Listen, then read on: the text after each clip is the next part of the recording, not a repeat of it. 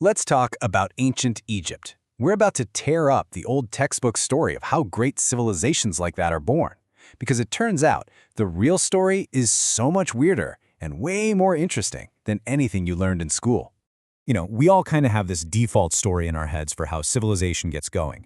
It's that standard step-by-step explanation for how we went from little scattered groups to these massive complex empires.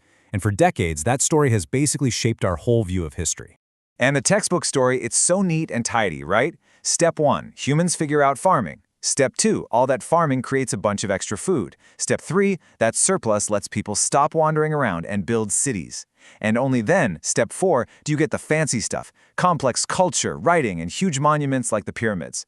But what if that perfect, linear story is just completely wrong? What if the things we always thought were the final products, the symbols, the rituals, those massive buildings, what if they weren't the result of civilization? What if they were actually the cause of it? And look, this isn't just some small little tweak to the story.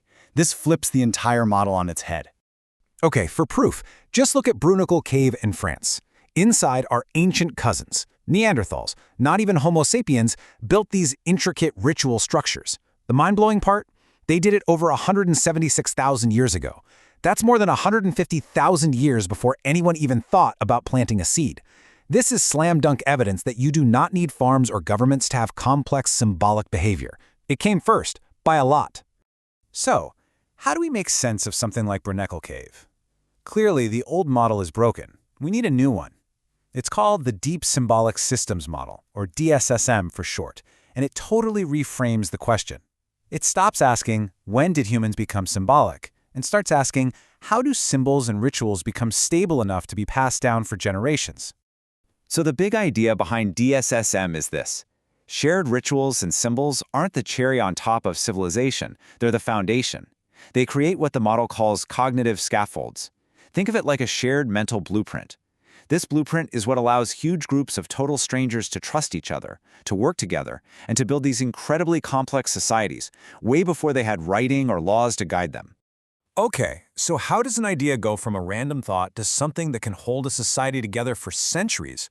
DSM says it happens in 4 stages.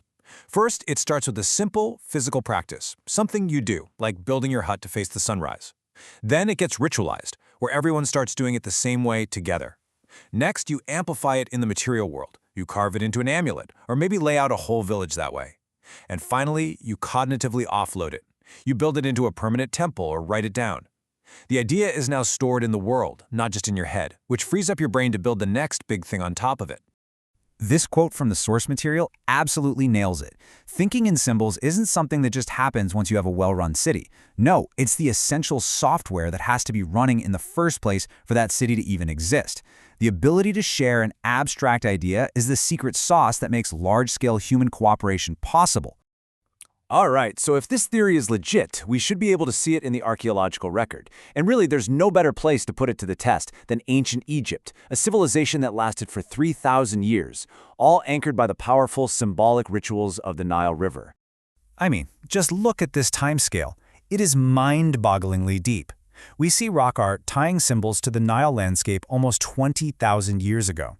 The model suggests that by 12,500 BCE, their symbolic system was already saturated. Basically, it was a complete stable system of shared beliefs. The pyramids, the hieroglyphs, they don't show up until around 3200 BCE. They seem to just erupt out of nowhere, but the truth is, the groundwork had already been laid for 10,000 years. This chart just makes it crystal clear.